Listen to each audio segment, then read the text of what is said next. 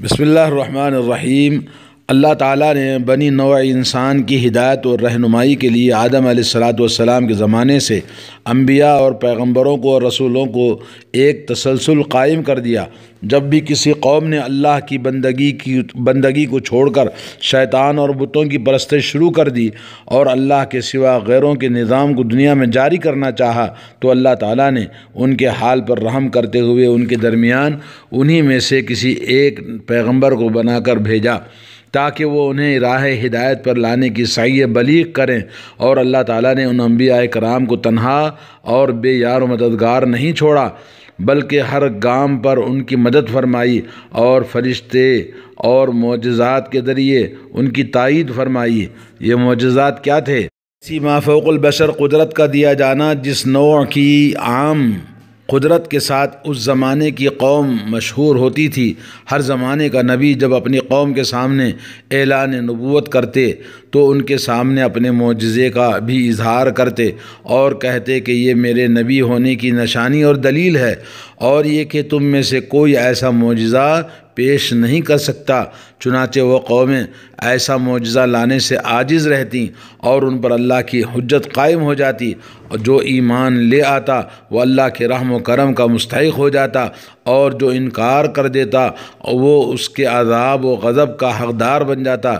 جیسا کہ قرآن مجید میں اللہ تعالیٰ نے بے شمار انبیاء علیہم السلام اور ان کی قوموں کو بیان فرمایا، جب انہوں نے اپنی قوم کی اطاعت و فرمانبرداری کی تو اللہ کے عذاب سے ان کو نجات ملی، اور جنہوں نے ان کی نافرمانی کی تو اللہ رب العالمین کا عذاب راتوں رات اور ان کو نیست و نابود اور ہلاک و برباد کر دیا، جیسا کہ بہت سارے انبیاء کے قوموں کا واقعہ اللہ نے بیان فرمایا ہے۔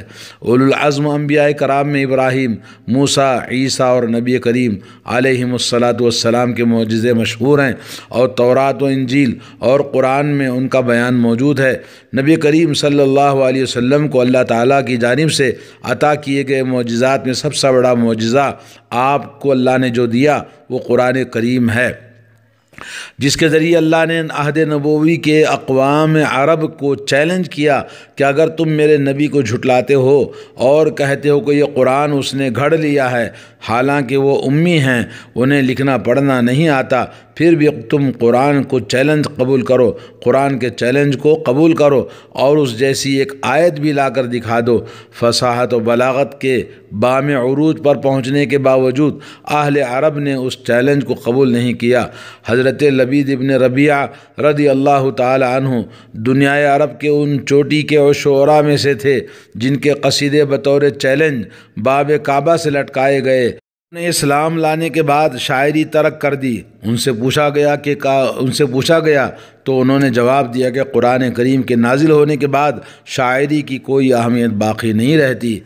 نبی کریم صلی اللہ علیہ وسلم کو قرآن کریم کے علاوہ بہت سارے معجزات اللہ عز و جل نے عطا فرمائے، جن کا ظہور آپ کی 23 سالہ زندگی میں وقتاً فوقتاً ہوتا رہا۔ اہل ایمان کے ایمان میں اضافہ ہوتا رہا اور ثبات قدمی اور ایمان کے تقویت کے لیے یہ معجزات اللہ تعالیٰ نے آپ کو نازل فرمائے، اور اہل کفر اور اہل شرک پر حجت قائم ہوتی رہی۔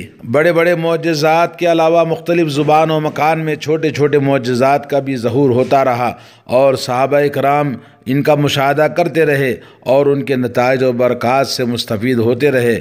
دوستو، بھائیو، محدثین کرام نے ان معجزات کو اپنی کتابوں میں اپنی مخصوص شرطوں کے مطابق ذکر کیا ہے۔ بے شک ان کی صحت کا مقام بڑا اونچا ہے۔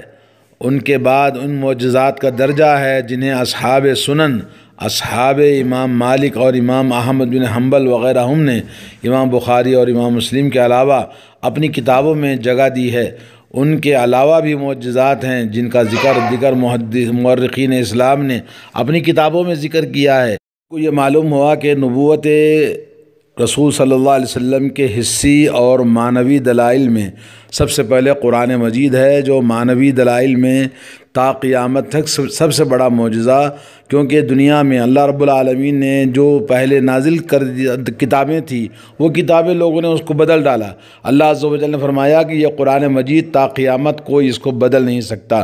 اللہ تعالیٰ کے ارشاد ہے لا یاتیہ الباطل من بین یدیہ ولا من خلفہ تنزیل من حکیم حمید، اس کے اندر باطل داخل نہیں ہو سکتا، نہ دائیں سے نہ بائیں سے نہ آگے سے نہ پیچھے سے، اور یہ قیامت تک اللہ رب العالمین نے اس کی حفاظت کی ذمہ داری لے لی ہے۔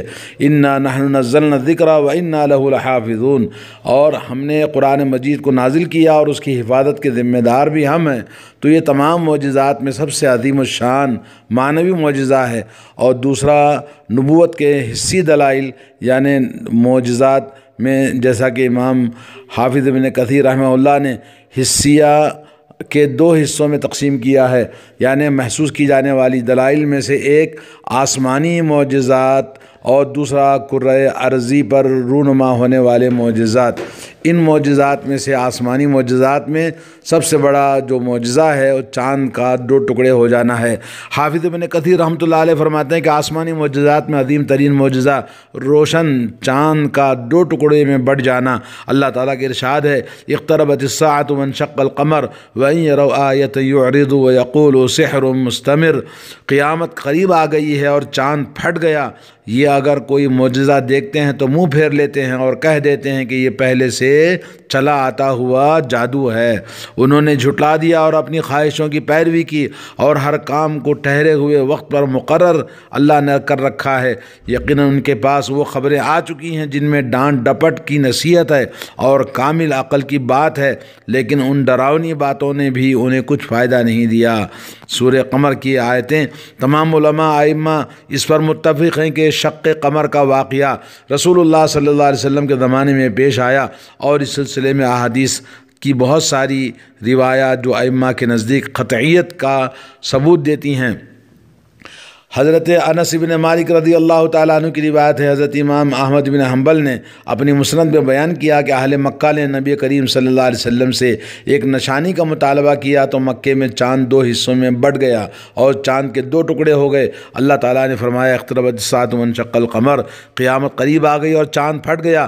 امام مسلم نے بھی اس حدیث کو روایت کیا ہے، اور امام بخاری نے انس بن مالک سے روایت کیا کہ اہل مکہ نے رسول اللہ صلی اللہ علیہ وسلم سے سوال کیا کہ کوئی نشانی دکھائیں، تو آپ نے انہیں چاند کو 2 ٹکڑوں میں بٹا کر دکھا دیا، 2 ٹکڑے کر دیا، حتیٰ کہ لوگوں نے ہیرا یعنی ہیرا پہاڑ کو چاند کے 2 ٹکڑوں کے درمیان دیکھا، ایک ٹکڑا پہاڑ کے اس طرف، ایک دوسرا ٹکڑا دوسرے پہاڑ کی طرف، اور یہ صحیح بخاری مسلم کی روایت ہے۔ حضرت جبیر بن مطعم رضی اللہ تعالیٰ عنہ کی روایت ہے، امام احمد نے اپنی مسند میں جبیر بن مطعم سے اور انہوں نے اپنے والد سے روایت کی ہے، انشقاق قمر کا واقعہ رسول اللہ صلی اللہ علیہ وسلم کے زمانے میں پیش آیا اور چاند کے 2 ٹکڑے ہو گئے، ایک ٹکڑا اس پہاڑ پر اور دوسرا ٹکڑا اس پہاڑ پر۔ یہ دیکھ کر کفار نے کہا محمد صلی اللہ علیہ وسلم نے ہم پر جادو کر دیا۔ آپس میں ایک دوسرے سے کہنے لگے اگر ہم لوگوں پر محمد صلی اللہ علیہ وسلم کا جادو چل گیا تو تمام لوگوں پر جادو چلانا محمد کے لیے ممکن نہیں۔ اس روایت کو امام احمد نے منفرد روایت کیا ہے۔ حضرت حذیفہ بن یمان رضی اللہ تعالیٰ عنہ کی روایت ہے، ابو جعفر محمد بن جریر نے عبد الرحمن السلمی سے روایت کی ہے، ہم مدائن میں اترے اور ہم اس سے 1 فرسخ کے فاصلے پر تھے۔ جمعہ کا وقت آ گیا، میں اور میرے والد جمعہ پڑھنے کے لیے حاضر ہوئے۔ حضرت حذیفہ نے خطبہ دیا اور کہا اللہ تعالیٰ فرماتے ہیں اقتربت الساعۃ وانشق القمر، قیامت قریب آ گئی اور چاند پھٹ گیا، آگاہ ہو جاؤ یقیناً قیامت قریب آ گئی ہے، آگاہ ہو جاؤ بے شک چاند پھٹ گیا ہے، آگاہ ہو جاؤ بے شک دنیا کے فنا ہونے کی گھڑی آ چکی ہے، آگاہ ہو جاؤ بے شک آج وہ دوڑ کا دن ہے اور کل مقابلے کا ہے۔ اور میں نے اپنے والد سے پوچھا کیا کل آپ بھی لوگوں کے ساتھ مقابلے میں حصہ لیں گے؟ میرے والد نے کہا اے میرے بیٹے تو جاہل ہے، کل اعمال کا مقابلہ ہوگا، پھر دوسری جمعہ آیا اور وہ بھی حاضر ہوئے۔ حضرت حذیفہ نے خطبہ دیا اور کہا آگاہ ہو جاؤ، اللہ تعالیٰ فرماتا ہے اقتربت الساعۃ وانشق القمر، قیامت قریب آ گئی اور چاند پھٹ گیا، آگاہ ہو جاؤ، بے شک دنیا کے فنا ہونے کی گھڑی قریب آ گئی ہے۔ ابو زرع رازی نے اپنی کتاب دلائل النبوہ میں اس حدیث کو مختلف طرق سے روایت کیا ہے۔ ایک روایت میں یہ بھی ہے کہ آگاہ ہو جاؤ، چاند رسول اللہ صلی اللہ علیہ وسلم کے عہد میں پھٹ گیا، آگاہ ہو جاؤ، بے شک آج دوڑ کا دن ہے اور کل مقابلے کا، آگاہ ہو جاؤ، انجام آگ ہے، مقابلے میں آنے والا کامیاب وہ ہے جو جنت کی طرف سبقت کر جائے۔ حضرت عبداللہ بن عباس رضی اللہ تعالیٰ عنہ کی روایت ہے، شق قمر کا واقعہ رسول اللہ صلی اللہ علیہ وسلم کے زمانے میں پیش آیا، اور امام بخاری اور امام مسلم دونوں نے بکر بن مضر سے اور بکر بن مضر نے جعفر بن ابی ربیعہ سے اس کو روایت کیا ہے۔ حضرت عبداللہ بن عمر رضی اللہ تعالیٰ عنہ سے مروی ہے کہ رسول اللہ صلی اللہ علیہ وسلم کے عہد میں یہ واقعہ پیش آیا، چاند دو ٹکڑوں میں بٹ گیا، ایک ٹکڑا پہاڑ کے آگے اور ایک پہاڑ کے پیچھے ہو گیا۔ پھر رسول اللہ صلی اللہ علیہ وسلم فرمایا اللہم اشہد، اے اللہ تو گواہ رہ۔ بخاری میں حضرت عبداللہ بن مسعود کی روایت بھی موجود ہے، امام بیہقی نے بھی حضرت عبداللہ بن مسعود سے روایت کی ہے اسی طرح سے۔ بخاری میں حضرت عبداللہ بن مسعود رضی اللہ تعالیٰ عنہ سے مروی ہے، وہ کہتے تھے کہ قیامت کی 5 نشانیاں گزر گئیں۔ نمبر 1، روم کا غلبت الروم، روم کا مغلوب ہو گیا، یعنی جیسا کہ سورہ روم اللہ نے قرآن میں بیان فرمایا۔ اور دوسری نشانی ہے لزام، یعنی موت و ہلاکت کی کثرت۔ اور نمبر 3 ہے ان بطش ربک لشدید، یعنی جنگ بدر کا جو واقعہ پیش آیا تھا، یہ بھی قیامت کی نشانیاں ہیں۔ اور نمبر 4 دخان، یعنی دھواں کا نکلنا۔ اور نمبر 5 ہے انشقاق قمر، یعنی چاند کا پھٹ جانا اور 2 ٹکڑے ہو جانا۔ یہ بخاری کی روایت ہے۔ اور ایک سوال یہ ہے کہ چاند کیسے 2 ٹکڑے ہوا اور یہ واقعہ زمین کے تمام حصوں میں کیوں نہیں پھیلا؟ کیونکہ لوگوں میں ہر جگہ ہر تاریخ میں لکھا ہوا ہونا چاہیے۔ تو اس سلسلے میں بعض قصہ کو حضرات ذکر کرتے ہیں کہ چاند نبی کریم صلی اللہ علیہ وسلم کے جیب میں داخل ہوا اور آپ کے آستین سے نکل گیا، جبکہ ایسا کلام کی کوئی حقیقت نہیں ہے جس پر اعتماد کیا جائے۔ چاند پھٹنے کے بعد آسمان سے غائب نہیں ہوا تھا، بلکہ 2 حصوں میں تقسیم ہو گیا تھا۔ پھر چاند کا ایک ٹکڑا غار ہرا پہاڑ کے ایک طرف اور دوسرا ٹکڑا دوسری طرف دیکھا گیا، اور پہاڑ دونوں ٹکڑوں کے درمیان نظر آیا۔ دونوں ٹکڑے آسمان ہی میں رہے اور اہل مکہ اس منظر کو دیکھتے رہے۔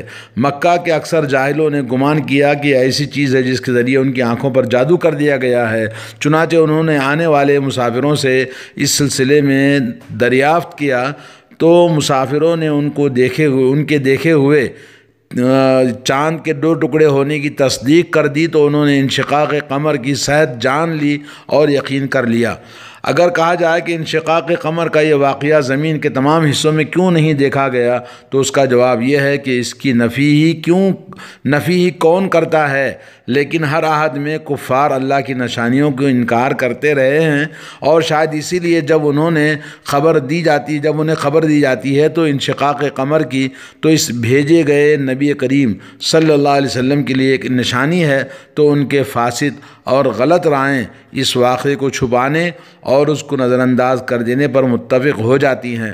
حالانکہ بہت سے سیاحوں نے ذکر کیا ہے، انہوں نے ہندوستان میں ایک ایسی بلند عمارت دیکھی ہے جس پر یہ لکھا ہوا تھا، یہ عمارت اس رات کو تعمیر کی گئی ہے جس رات چاند پھٹا تھا۔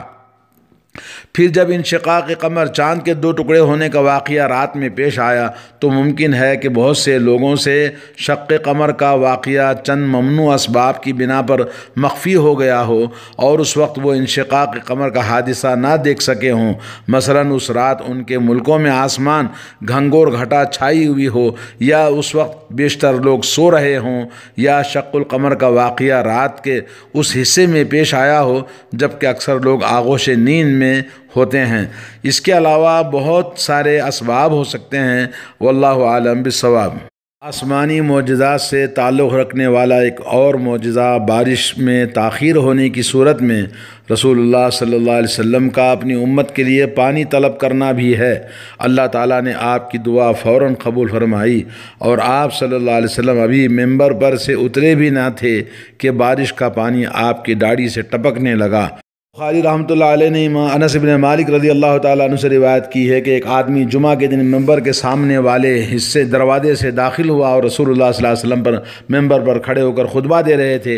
वो खड़े ही खड़े रसूलुल्लाह सल्लल्लाहु अलैहि वसल्लम की तरफ मुतवज्जे हुआ और अर्ज़ किया, अय अल्लाह के रसूल सल्लल्लाहु अलैहि वसल्लम, जानवर हलाक हो गए, रास्ते बंद हो गए, लिहाजा आप अल्लाह ताला से दुआ फरमा दें कि बारिश बरसाए। रसूलुल्लाह सल्लल्लाहु अलैहि वसल्लम ने अपने दोनों हाथों को उठाया और ये दुआ कि अल्लाहुम्मा अस्क़िना अल्लाहुम्मा अस्क़िना अल्लाहुम्मा अस्क़िना, अय अल्लाह हमें सैराब फरमा, अय अल्लाह हमें सैराब फरमा, अय अल्लाह हमें बारिश से नाजिल फरमा। हज़रत अनस रज़ी अल्लाह तआला अन्हु बयान करते हैं कि अल्लाह की कसम, आसमान में कोई बादल या कोई बादल का टुकड़ा या कोई और चीज़ नहीं थी, हवा वगैरह जिससे बारिश की उम्मीद हो सकती है कुछ नहीं था। और हमारे सिला पहाड़ यानी मदीने के एक मशहूर पहाड़ का नाम है, पहाड़ के दरमियान कोई घर या मकान भी नहीं था। इतने में सिला के पीछे से ढाल की तरह एक बादल का टुकड़ा नमूदार हुआ। जब वो बीच आसमान में आया तो फैल गया और बरसने लगा। अल्लाह की कसम, इसके बाद हमने एक हफ्ते तक सूरज नहीं देखा। फिर आने वाले दूसरे जुमा में एक शख्स ने उसी दरवाजे से दाखिल हुआ और रसूलुल्लाह सल्लल्लाहु अलैहि वसल्लम पर मिंबर पर खुतबा दे रहे थे। वो खड़े खड़े आपके सामने और कहने लगा, अय अल्लाह के रसूल, बहुत ज़्यादा बरसने की वजह से, बारिश की वजह से जानवर हलाक हो गए और रास्ते बंद हो गए। आप अल्लाह ताला से दुआ कर दीजिए कि पानी थम जाए।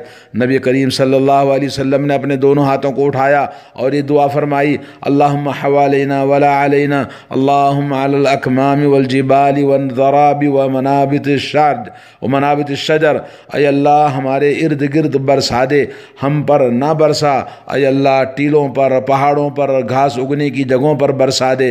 हज़रत अनस रज़ी अल्लाह ताला अन्हु कहते हैं, ये दुआ फरमाते ही अबर खुल गया और हम धूप में चलने लगे। ये थे आसमानी मोजज़ात। पहली चीज़ शक़्क़ क़मर का, चाँद का दो टुकड़े हो जाना, और दूसरा आसमान से बारिश की दुआ का। नबी अलैहिस्सलातु वस्सलाम फ़ौरन, अभी दुआ हाथ नीचे भी नहीं उतरे थे, अल्लाह ने अपनी रहमत से उन्हें मालामाल किया और इतनी बारिश बरसाई कि फिर आप सल्लल्लाहु अलैहि वसल्लम से दरख्वास्त की गई कि बारिश के लिए रोकने की दुआ करें, तो आपने दुआ फरमाई। इसी तरह बारिश का एक और वाक़या भी अल्लाह के नबी सल्लल्लाहु अलैहि वसल्लम के ग़ज़वे तबूक में भी पेश आया है। जैसे इस्तिस्क़ा का वाक़या ग़ज़वे तबूक में भी दौरान रास्ता पेश आया था और जिसकी वाक़या बताने के लिए वक्त दरकार है। इसी तरह और भी वाक़यात हैं जो अल्लाह के नबी सल्लल्लाहु अलैहि वसल्लम ने बारिश के लिए दुआ फरमाई थे। अल्लाह ताला हम सब को नबी अलैहिस्सलातु वस्सलाम